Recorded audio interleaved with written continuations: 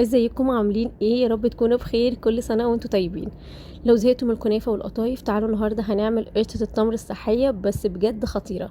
كمان هنحضر معاها لاتيه الفول السوداني الخطير ده. لو لسه مشتركتوش في القناه اشتركوا وفعلوا الجرس واعملوا لايك للوصفه ويلا بينا نبتدي.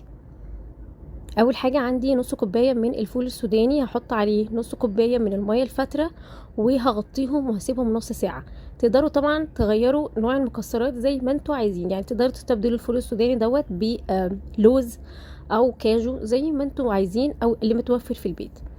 بعد كده هصفيه من الميه بس مش هنشطفه، هنحطه في وعاء وبعد كده نبدا نضيف عليه بقيه الاضافات وهنضربه في الخلاط كويس جدا.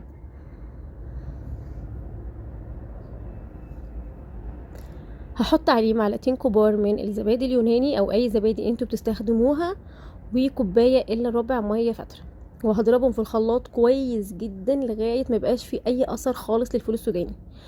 وبعد كده هجيب طاسه بقى غير لاصقه واحط فيها معلقتين كبار من زيت الجوز الهند، وهبدا انزل عليهم بالخليط الفول السوداني اللي احنا لسه ضاربينه في الخلاط. بصوا قوامه بيبقى عامل كريمي ازاي، لازم توصلوا للقوام ده.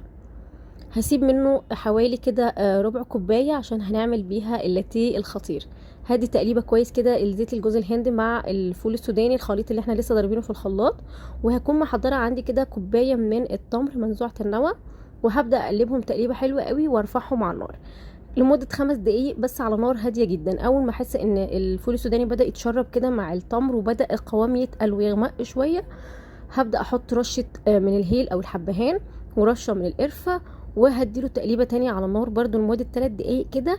اول ما احس خلاص ان الخليط بدأ يتقل معايا وان الفول السوداني بدأ يستوي، هبدأ بقى خلاص ارفعه من على النار واقدمه وارش بقى عليه من فوق كده اي مكسرات انتوا تستخدموها او تفضلوها.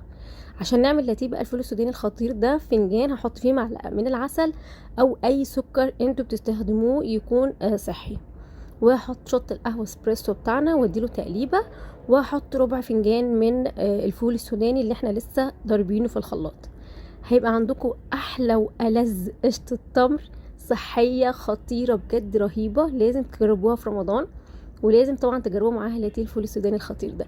لو لسه ما اشتركتوش في اشتركوا في القناه، لو لسه ما اشتركتوش فعلوا الجرس واعملوا لايك للوصفه والف هنا مقدما.